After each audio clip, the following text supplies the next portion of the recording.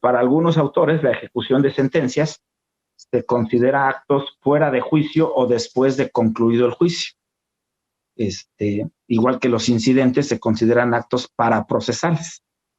Pero también algunos autores lo señalan.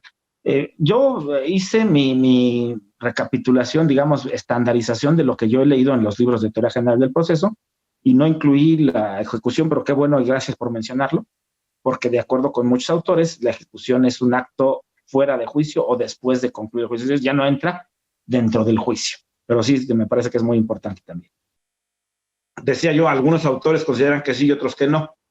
A mí me gusta más guiarme por la teoría general del proceso, más que por la jurisprudencia, porque la jurisprudencia de repente nos puede decir que lo blanco es negro o que el día es noche. Un problema de la jurisprudencia es que es dogmática, a diferencia de la teoría científica que es dinámica.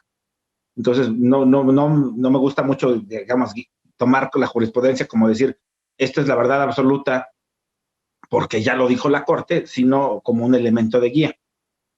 Pero mi opinión sobre las formalidades esenciales del procedimiento es que estas forman parte de todo juicio. O sea, todos los juicios requerirían llevar las mismas formalidades y si quitamos una, ya no es una formalidad esencial del procedimiento. Pero si la agregamos, o sea, agregamos algunas otras, no pasa nada. Entonces, no todos los juicios tienen etapa de alegatos, por eso yo no la considero. Por supuesto, respeto mucho la idea, claro, yo creo que es importante, precisamente es lo que estamos haciendo ahorita, revisar, analizar y discutir.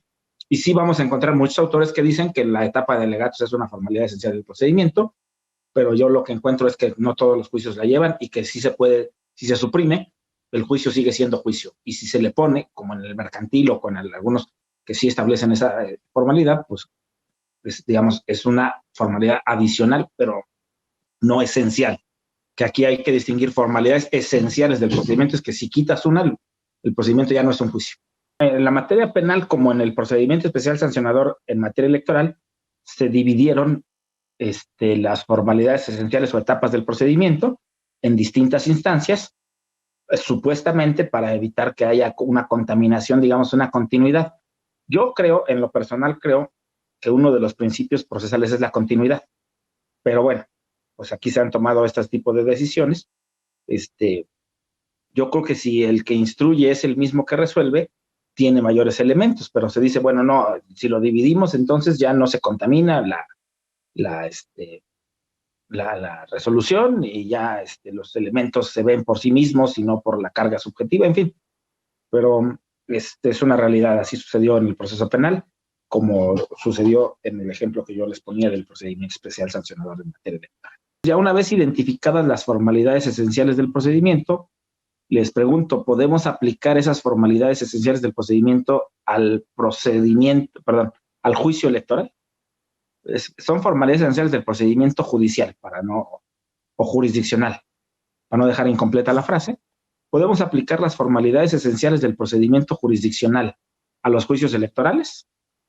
O sea, todos los juicios electorales, llámese como se llame, podríamos aplicarles la misma formalidad esencial del procedimiento, a menos que no sea un juicio.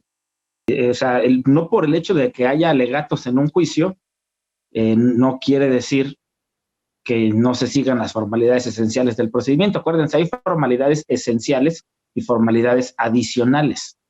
Entonces, si estamos hablando de un juicio, forzosamente va a tener las formalidades esenciales del procedimiento, que son los mínimos, las etapas mínimas, las cuestiones mínimas. El que tenga etapas adicionales no cambia lo que estamos diciendo, que son que un juicio debe seguir las formalidades esenciales del procedimiento. Todo juicio en materia civil, penal, laboral, administrativa o electoral tiene la misma condición, la misma característica, un juicio. Ahora, ¿el procedimiento especial sancionador es un juicio? No es un juicio, yo le quitaría el como tal. El procedimiento especial sancionador no es un juicio. Entonces, ¿qué es? ¿Cuál es su naturaleza? Es un procedimiento administrativo seguido en forma de juicio. Es un paso, procedimiento administrativo sancionador, pero seguido en forma de juicio, ¿sí?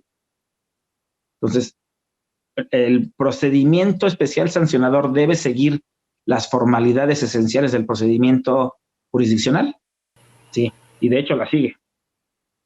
que son las que ya mencionamos, las esenciales, las que no le puedo quitar. Le puedo aumentar otras, le puedo aumentar alegatos y no pasa nada, le puedo aumentar lo que quiera, pero no le puedo quitar ninguna de estas. Si le quito una de estas, ya no es un procedimiento, ya no es un juicio o un procedimiento administrativo seguido en forma de juicio. Ahí vamos perfecto, creo yo, espero que sea suficientemente claro. Ahora, hay dos distintas vías los procedimentales que se conocen como medios de impugnación. Una de ellas son los juicios. Y la otra, ¿saben ustedes cuál es? Impugnar es una palabra que etimológicamente viene de la misma raíz de la palabra puño. Empuñar, por ejemplo, empuñar una espada es traerla agarrada con los puños, con el puño, ¿no? Bueno, impugnar viene también de puño. Lo que pasa es que en el latín antiguo la ñ se escribía como GN. Entonces,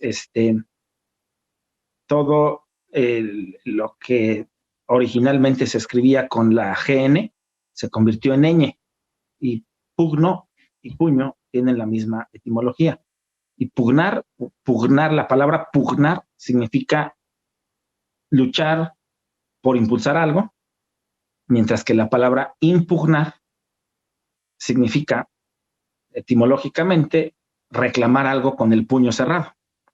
Así como la palabra testificar en su momento se utilizaba para referirse a la declaración que prestaba una persona varón agarrándose los testículos para dar certeza de su afirmación, de que no estaba mintiendo. Así mismo surge el término impugnar, reclamar algo con el puño cerrado, o sea, reclamar airadamente, pues, de manera enojada, es un poco la etimología del término impugnar. Ya en su construcción jurídica a lo largo del tiempo, impugnar implica reclamar algo, tratar de controvertir algo, y en términos de derecho público, se trata de controvertir o buscar la nulidad o la pretensión de nulidad de algún acto de autoridad. Dejar sin efectos o anular un acto de autoridad. O en la materia electoral, ya dijimos que entendiendo a los partidos políticos como entidades de interés público, como si fueran autoridades. Porque estamos hablando de derecho público, no de derecho privado. Entonces, ¿a través de qué vías se puede controvertir o solicitar la nulidad o dejar sin efectos un acto de autoridad o de un partido político actuando como si fuera autoridad? A través de dos medios, los juicios y los recursos. ¿Qué distingue un juicio de un recurso? ¿Tienen ustedes idea de cuál es la diferencia entre juicio y recurso? El juicio es varias etapas de un procedimiento hasta llegar a una sentencia, y los recursos es la inconformidad que existe dentro de un determinado juicio con el objeto de que sea cambiado, digamos, el criterio que ha sido aplicado por el órgano jurisdiccional. Bueno, no exactamente. Hay dos tipos de recursos: el recurso jurisdiccional y el recurso administrativo. Entonces, el juicio ya dijimos que es la solución de una controversia mediante la aplicación de la ley siguiendo las formalidades esenciales del procedimiento, mientras que el recurso, ya sea judicial o administrativo, su primera distinción, su primera diferencia con el juicio es que no sigue las formalidades esenciales del procedimiento.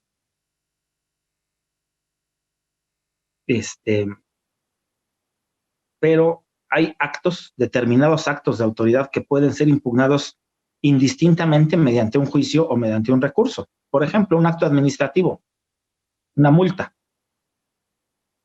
se puede impugnar mediante un recurso previsto en la ley del procedimiento administrativo, o se puede impugnar mediante un juicio, el juicio de amparo, o mediante otro juicio, el juicio de nulidad ante el Tribunal de Justicia Administrativa.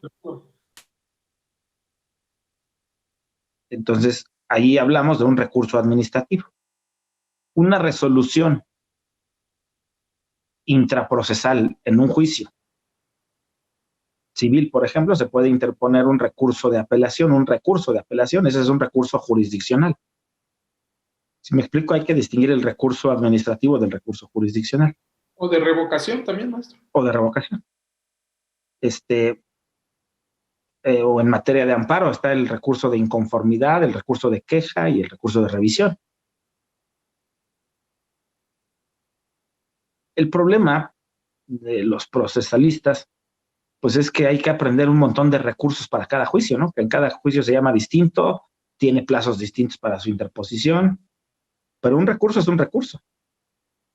Un jurisdiccional o administrativo, un recurso es un recurso. Es un medio de impugnación, así como el juicio es un medio de impugnación, el recurso también es un medio de impugnación para dejar sin efectos la validez de un acto de autoridad.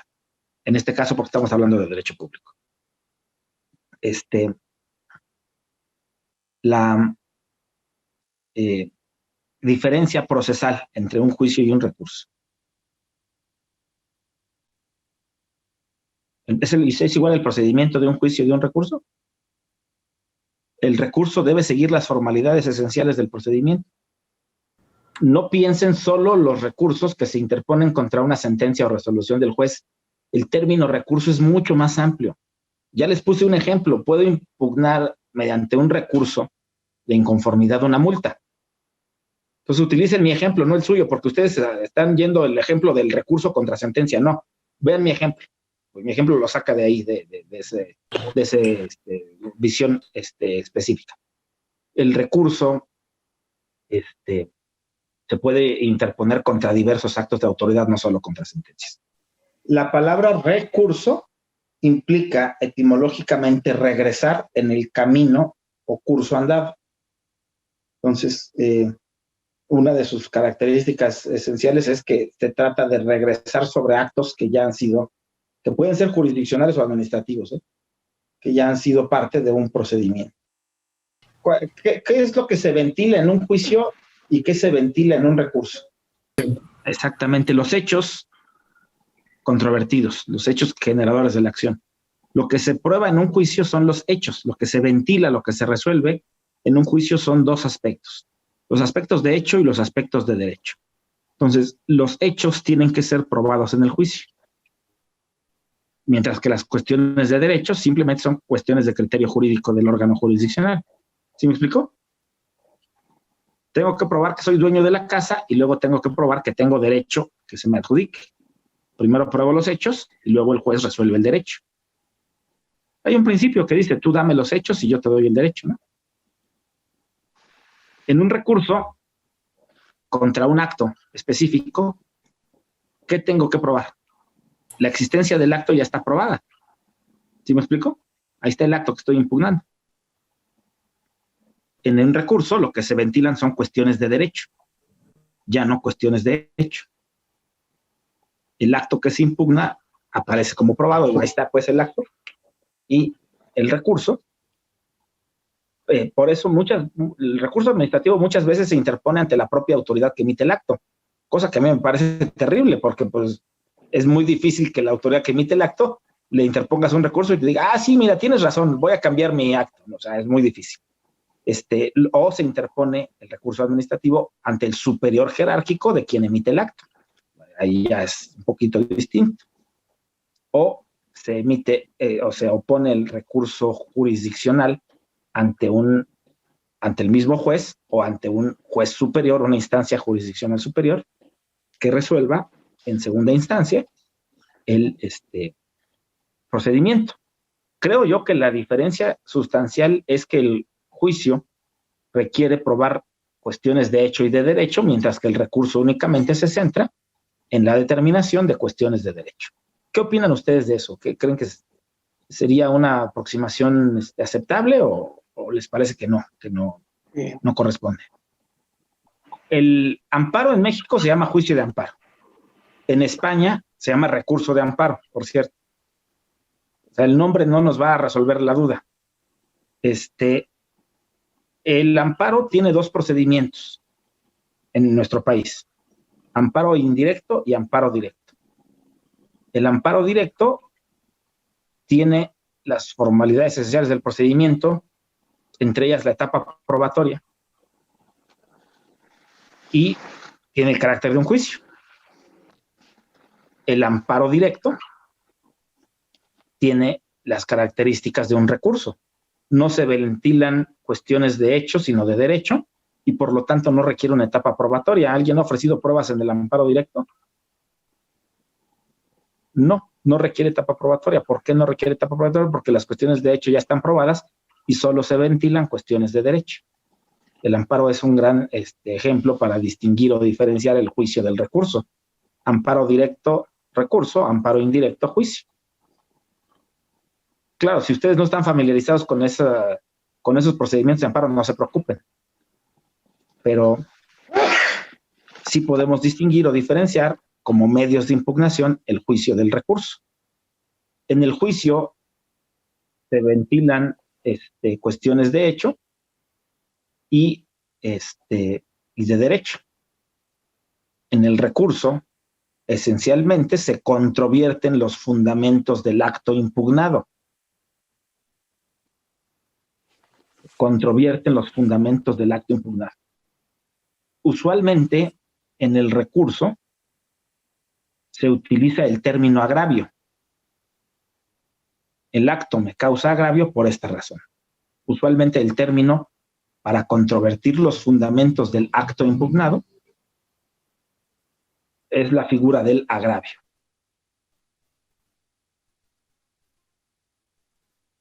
Ojo, digo usualmente porque resulta que en la materia electoral, por ejemplo, el JDC se estila formular el juicio bajo el fundamento de los agravios. O sea, se le ponen agravios como mezclando o confundiendo lo que es un juicio con lo que es un recurso. Pero técnicamente un agravio es las consideraciones jurídicas que desvirtúan los fundamentos del acto impugnado. Técnicamente ese es el agravio. Mientras que en el juicio se narran los hechos, se prueban los hechos y se somete a consideración del juez la aplicación del derecho.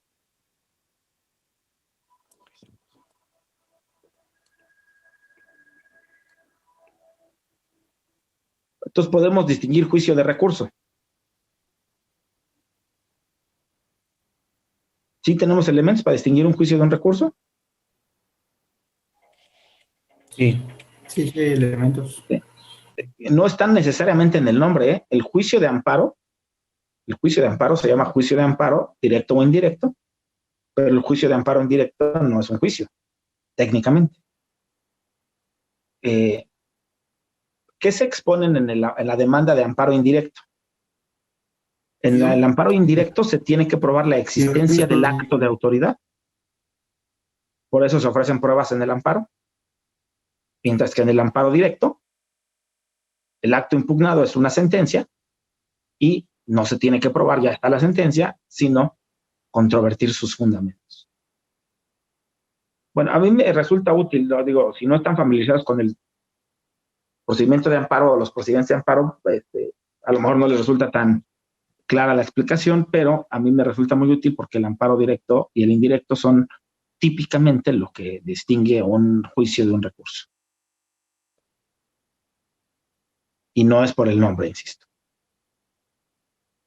Bueno, entonces, los medios de impugnación en general, o mecanismos para controvertir un acto de autoridad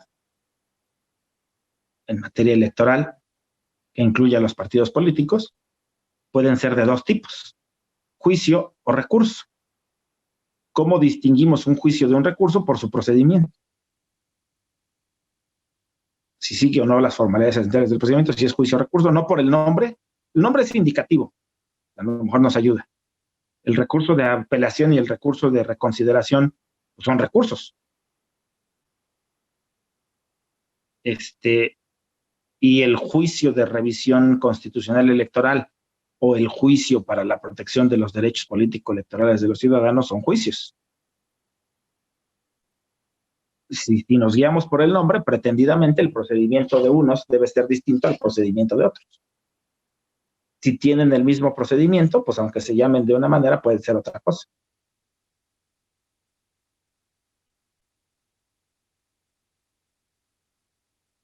Y bueno, vamos a analizar en su momento, vamos a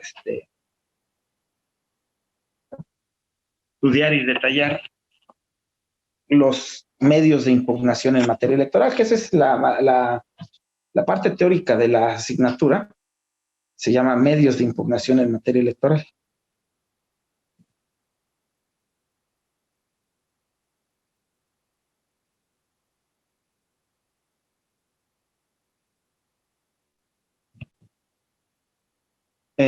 ¿Dónde encontramos los medios de impugnación en materia electoral? En la Ley General de Sistemas de Medios de Impugnación. En la Ley General del Sistema de Medios de Impugnación en materia electoral. Esa es la legislación que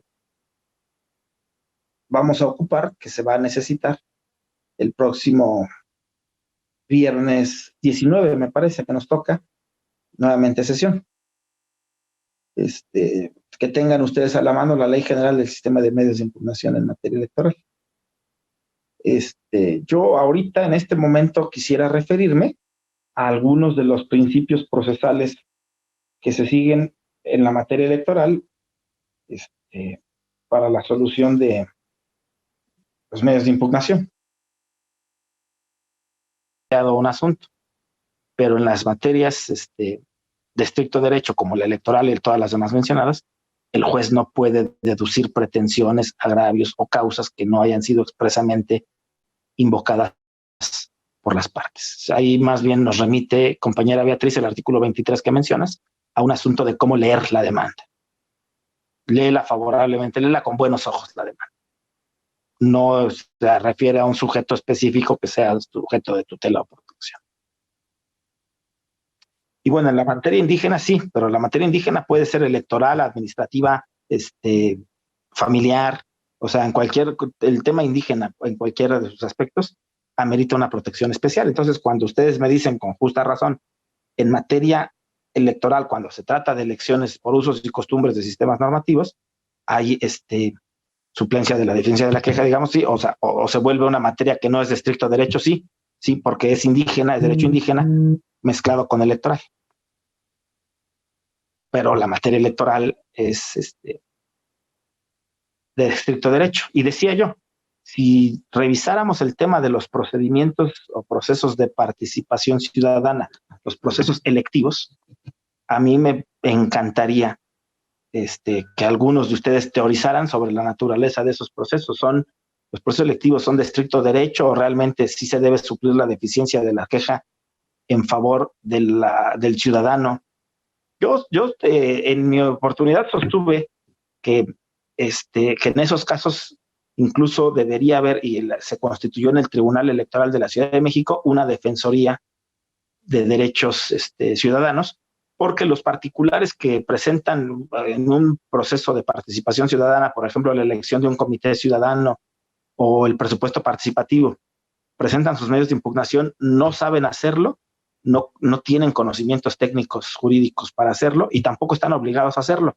Entonces se creó esa defensoría y un ciudadano que participa en un proceso de participación ciudadana y que no tiene abogado puede ir a la defensoría de oficio del tribunal para que le ayuden con sus trámites de su procedimiento. Entonces, y ahí también yo creo, en lo personal, lo estoy diciendo a título personal, que podríamos entender que esa materia de participación ciudadana, aunque es una subrama del derecho electoral, no necesariamente tiene la consideración o debería tener la consideración de estricto derecho.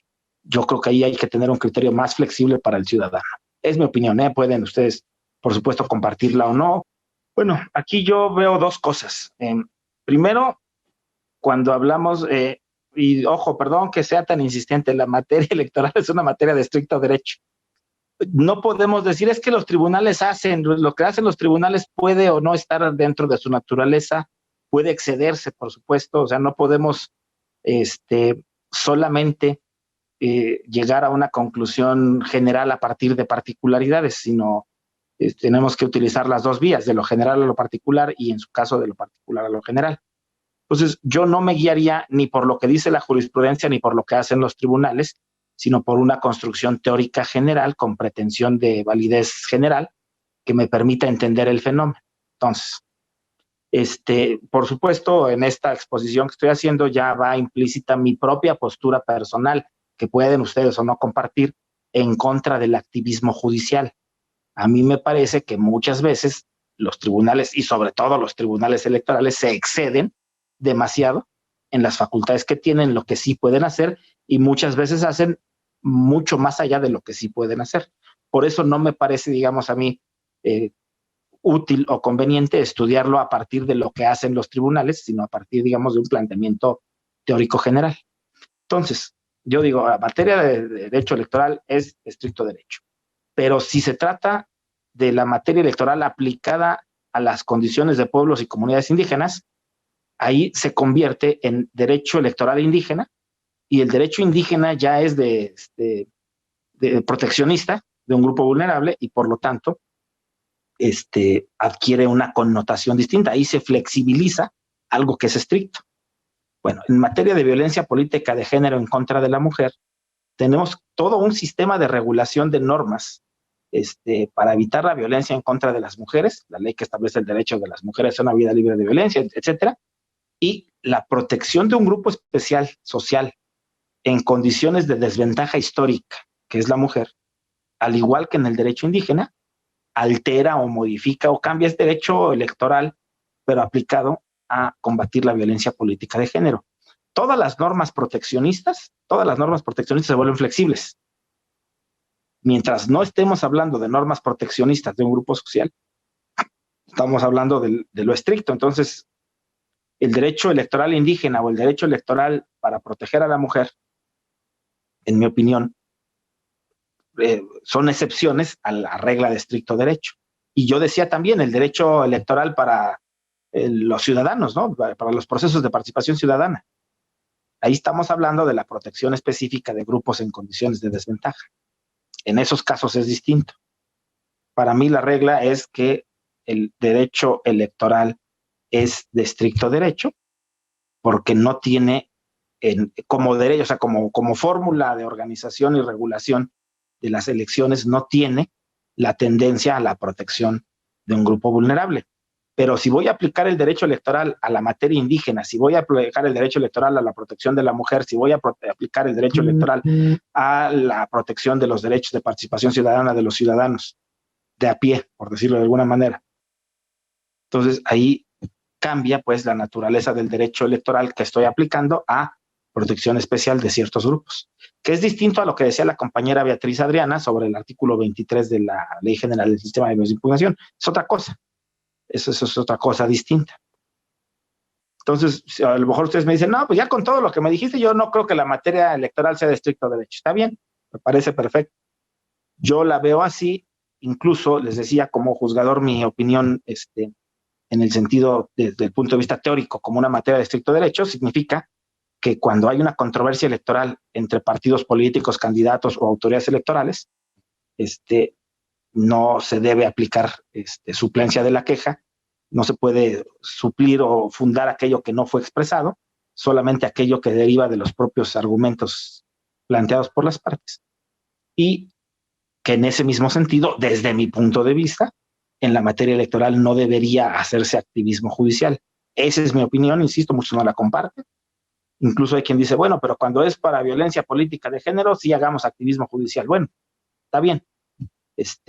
Pero activismo judicial para establecer, digamos, el alcance para favorecer a un partido político de algo que no pidió, a mí me parece que no debe hacerse, no es parte del diseño de esta materia, y que las partes compiten en igualdad. Las materias de estricto derecho se dan cuando las partes compiten en igualdad o las partes en el juicio se encuentran en igualdad de condiciones. Se rompe el estricto derecho cuando las partes no están en igualdad de condiciones. Por eso hablé de las materias de derecho social. La materia agraria, laboral, familiar, no son de estricto derecho porque son proteccionistas de un grupo.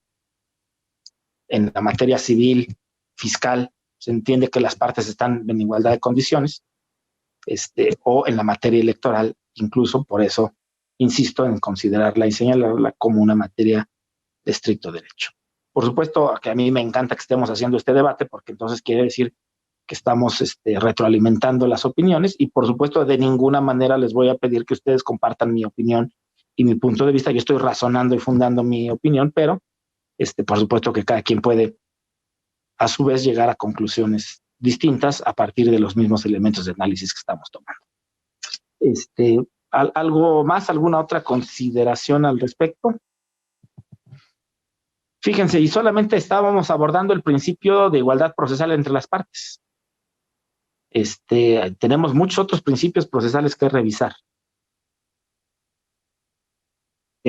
Perdón, veo como congelada la imagen. No sé si ustedes me escuchan bien.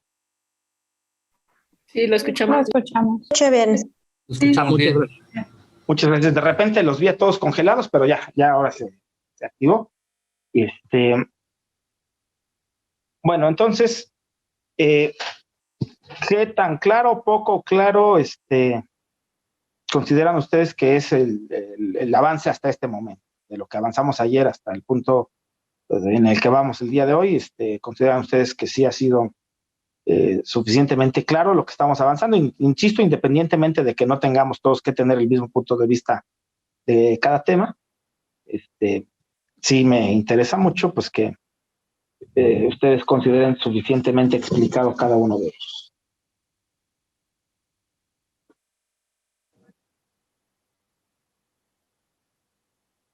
Bueno, miren, si revisamos la Ley General del Sistema de Medios de Impugnación, esta ley establece como medios de impugnación 1, 2, 4 recursos y 4 juicios. ¿Cuáles son los recursos? El recurso de revisión, el recurso de revisión en contra del PES, de las resoluciones del procedimiento especial sancionador, el recurso de apelación, que se conoce por sus siglas como RAP, y el recurso de reconsideración, que se conoce por sus siglas como REC, reconsideración.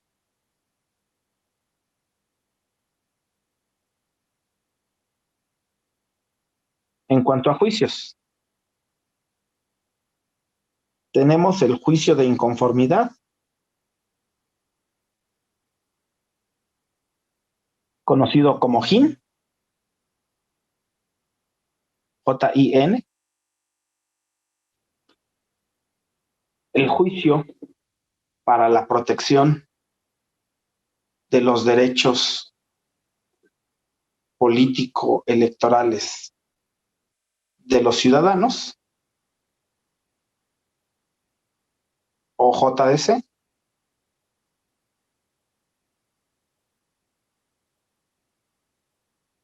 El juicio de revisión constitucional en materia electoral,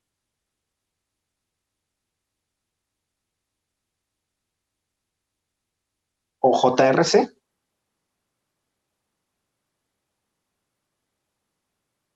Y el juicio electoral.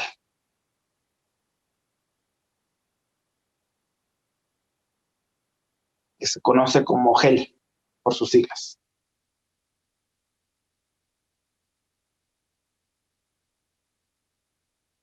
Ahora bien, el Tribunal Electoral del Poder Judicial de la Federación también sustancia otro tipo de juicios, como los juicios laborales, por ejemplo.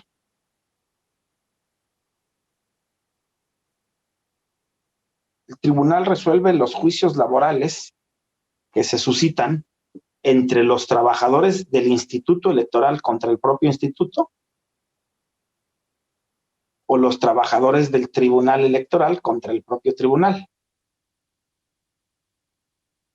Que a mí en lo personal ese diseño me parece terrible, porque es juez y parte el tribunal. Ya lo llevé yo a la Corte ese asunto, y la Corte dijo que no, que el Tribunal Electoral no es juez y parte porque, me refiero a un tribunal local, no al federal. Dijo, no es juez y parte porque no es el tribunal el que resuelve, sino es una comisión sustanciadora de asuntos laborales la que resuelve, y bueno, luego le pasa al pleno y el pleno emite la sentencia, pero pues no hay bronca y no hay violación al artículo 17 constitucional que prohíbe ser juez y parte. A mí me parece ahí clarísimo, el tribunal resuelve las controversias que se suscitan con sus propios trabajadores, pues es juez y parte, es el juez, pero a la vez es la parte demandada, el patrón. Yo estoy convencido de que ese esquema debe variar, debe cambiar, pero bueno, ahí está. Ahora, ¿por qué el juicio laboral no estamos hablando de él o no se considera dentro de los medios de impugnación en materia electoral? Bueno, porque es una jurisdicción distinta. Ahí lo que se resuelve es una materia no electoral, sino laboral, aunque le toca al propio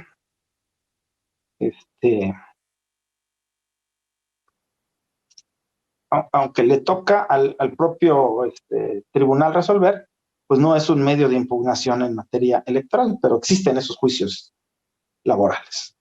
Es parte de la justicia electoral. En este caso hablaríamos de justicia electoral laboral, justicia laboral electoral.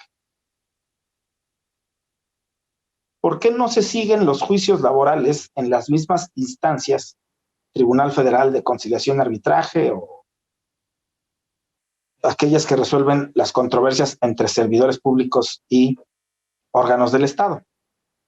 ¿Por qué se creó una justicia especial laboral en materia electoral? Se supone que de esa manera se iba a evitar o se pretendía evitar que el Poder Ejecutivo interviniera para castigar al Tribunal Electoral mediante sentencias o laudos laborales cuando las resoluciones no fueran a su favor. O sea, si el Tribunal Electoral emite una resolución de un juicio electoral que no favorece al Ejecutivo, pues después el Ejecutivo se podía vengar emitiéndoles laudos en contra de los trabajadores, a favor de los trabajadores en contra del tribunal, que le desestabilizaran económicamente o le causaran daño patrimonial. Pero dejar la propia jurisdicción electoral laboral en manos del tribunal, por un lado, en lo que se refiere al tribunal es juez y parte, y por otro lado, los magistrados electorales, que se supone que son especialistas en derecho electoral, también se vuelven magistrados laborales y tienen que dictar sentencias en materia laboral y conocer los criterios, jurisprudencias y leyes en la materia laboral, que es una jurisdicción especializada y que desde mi punto de vista los aparta del conocimiento del camino de la aplicación del derecho electoral, que es en el que deberían, según mi opinión, concentrarse en saber y conocer. Me regreso un poco al tema que quería yo abordar. Tenemos que en el derecho procesal electoral tenemos que aplicar dos tipos de principios. Primero, los principios de la teoría general del proceso y segundo, los principios de la función electoral. Genéricamente, como principios de la teoría general del proceso, tenemos el de congruencia, continuidad, exhaustividad, inmediatez, prontitud.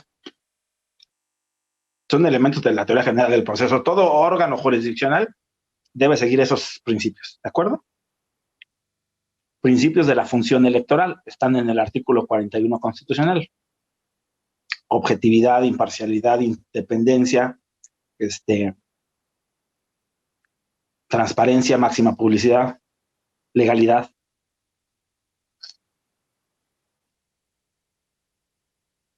Esos son principios genéricos, generales. Y hay otra serie de principios específicos que surgen o van surgiendo de la práctica, del desarrollo, del avance, de la evolución, de la regulación en la materia.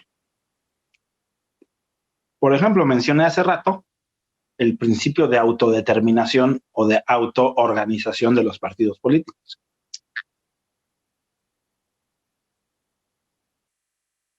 Este principio es un principio fundamental, básico, elemental para las autoridades electorales y entre ellas, por supuesto, para los tribunales electorales. Este principio consiste, como lo dice la Constitución, el artículo 41, que las autoridades electorales, tanto administrativas como jurisdiccionales, no deben intervenir indebidamente en la vida interna de los partidos. Autoorganización, o sea, la posibilidad de que se organicen solitos los partidos. Otro principio elemental, fundamental, es el principio democrático. ¿En qué consiste el principio democrático? En reconocer que el fundamento democrático último de todo acto y decisión electoral es respetar la voluntad popular.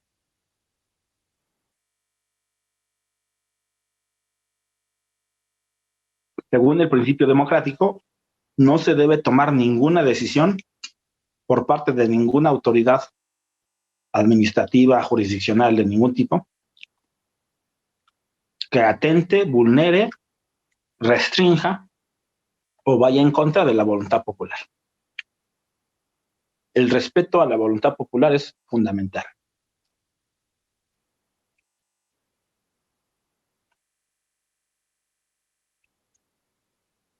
Otro principio constitucional que debemos tomar en cuenta es el principio de paridad.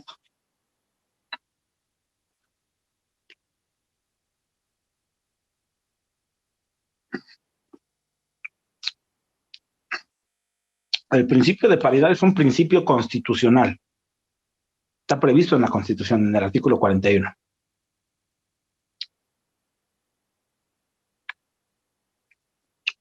El problema que tiene el principio de paridad es que ha sido muy mal interpretado. Unos entienden una cosa, otros entienden otra. Es un principio novedoso en nuestro sistema. El principio de paridad entra al sistema jurídico constitucional electoral mexicano en 2014.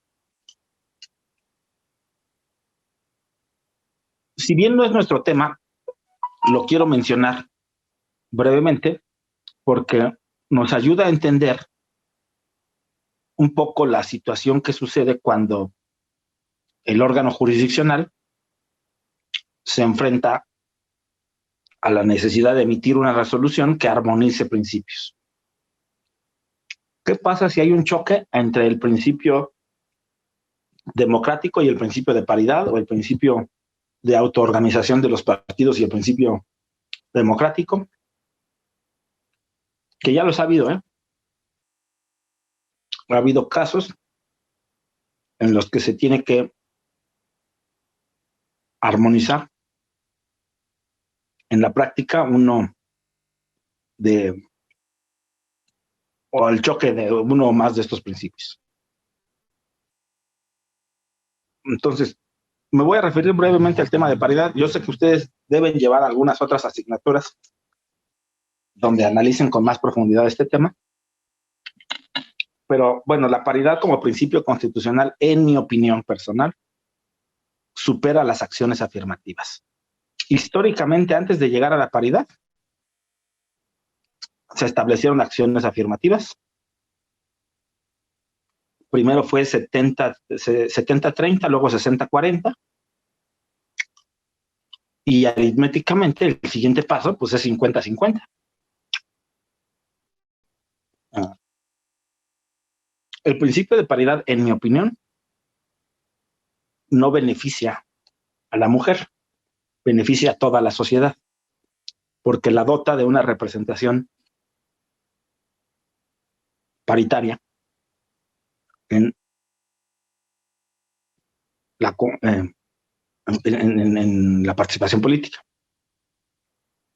Tenemos que distinguir la paridad en la postulación de la paridad en la integración. El artículo 41 establece como obligación de los partidos políticos postular paritariamente candidatos. Eso se llama paridad en la postulación. Los partidos cumplen postulando la mitad de hombres y la mitad de mujeres. Paridad en la integración significa que la ley estableciera la obligación de que la mitad de los cargos son para hombres y la mitad para mujeres. hasta el momento, la Constitución de la Ciudad de México es la única que establece la obligación de integración paritaria del Congreso local. El Congreso de la Ciudad de México se integra por 66 diputados, 33 hombres y 33 mujeres. Así lo establece la Constitución local. Y esto da, por primera vez, un ejercicio de paridad en la integración del órgano. Ahora, la paridad también hay que distinguir paridad formal de paridad sustantiva. La paridad formal se agota, digamos, cuando formalmente se cumple con el requisito de mitad y mitad. Por ejemplo, si un partido político postula 150 candidatos a diputados de mayoría relativa y 150 candidatas, ya ha cumplido con la paridad formal.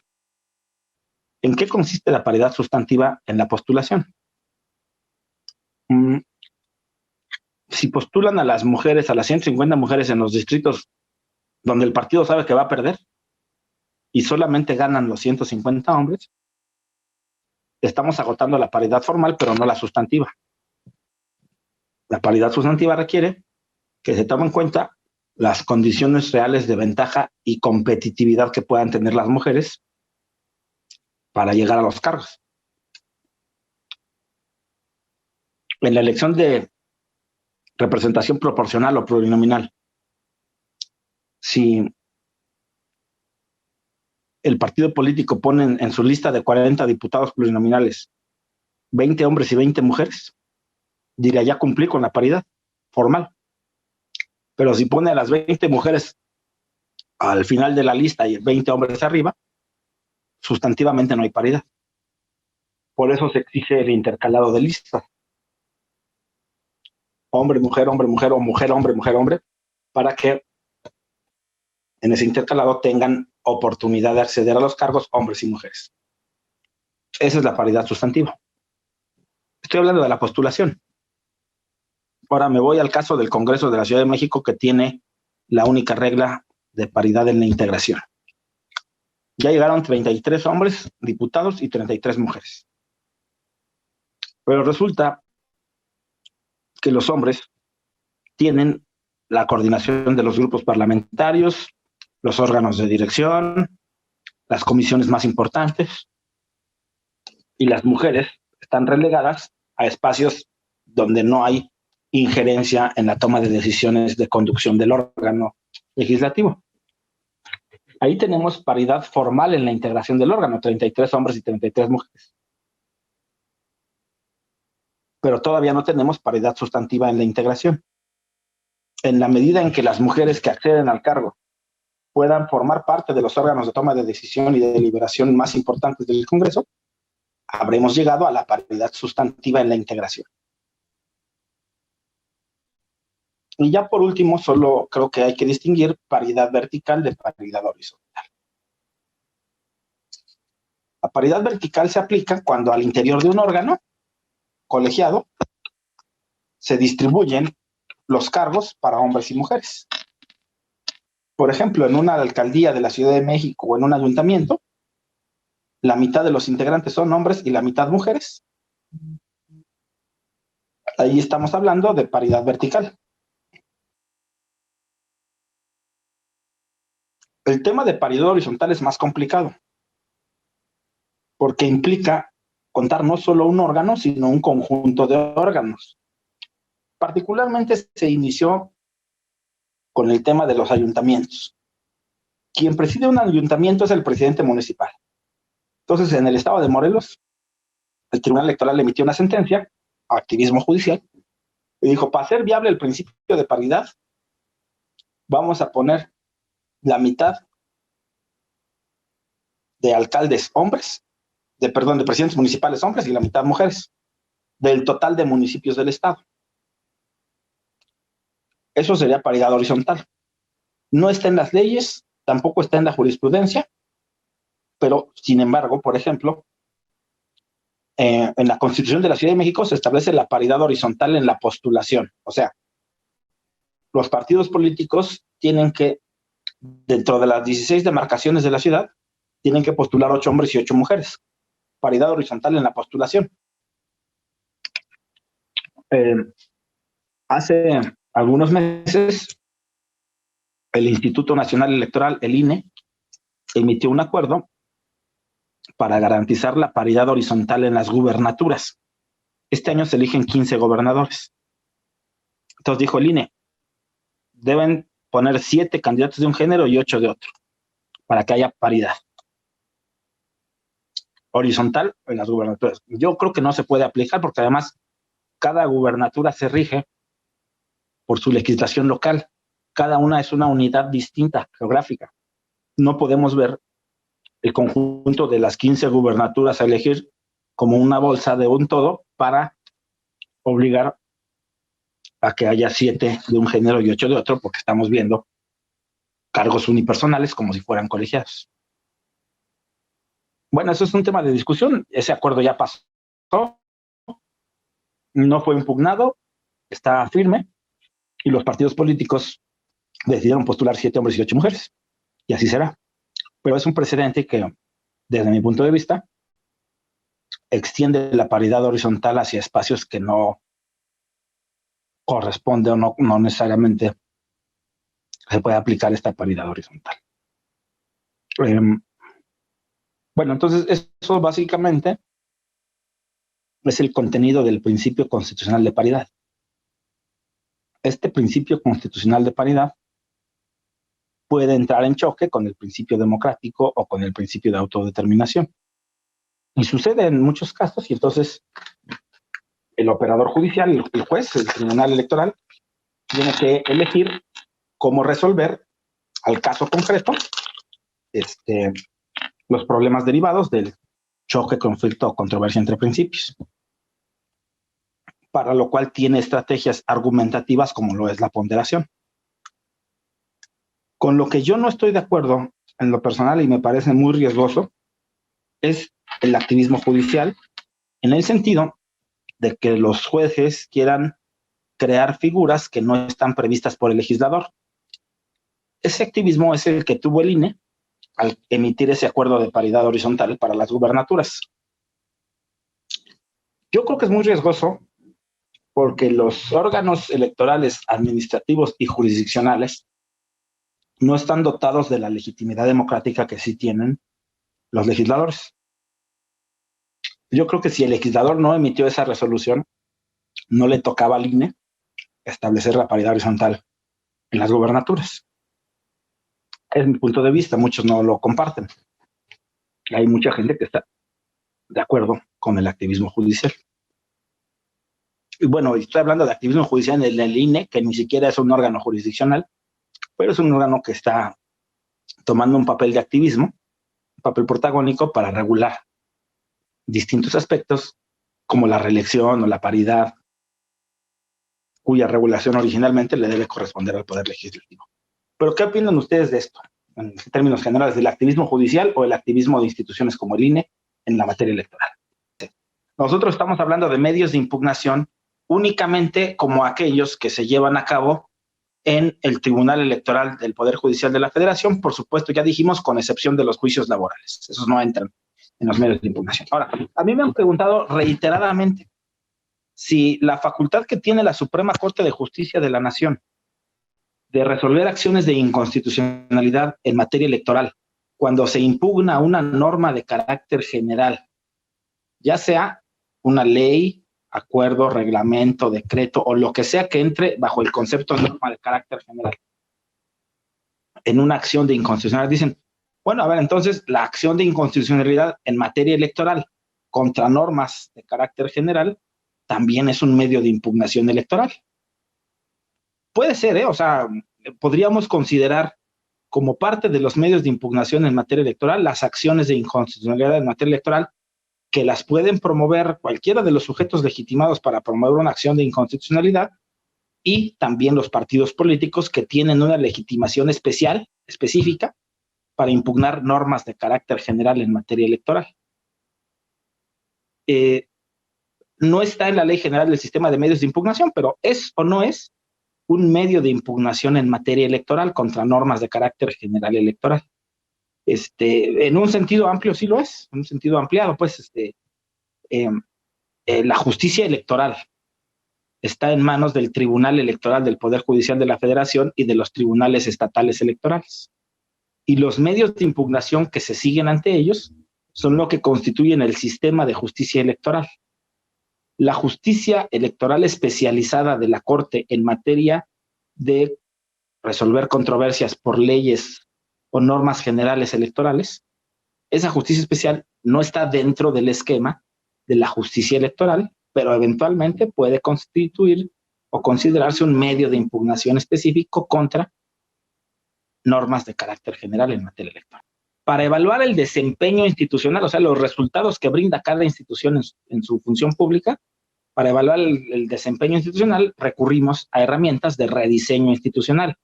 Quítale aquí, ponle aquí, pero no son ocurrencias, o sea, precisamente a partir del estudio que estamos haciendo, podemos decir, bueno, entonces, ¿por qué no pasamos las acciones de inconstitucionalidad a la sala superior? O ¿por qué tiene un parche ahí la sala superior de juicios laborales? ¿Por qué no se los quitamos y los pasamos al Tribunal Federal de Conciliación y Arbitraje? Por poner un ejemplo. Eso se llama rediseño institucional.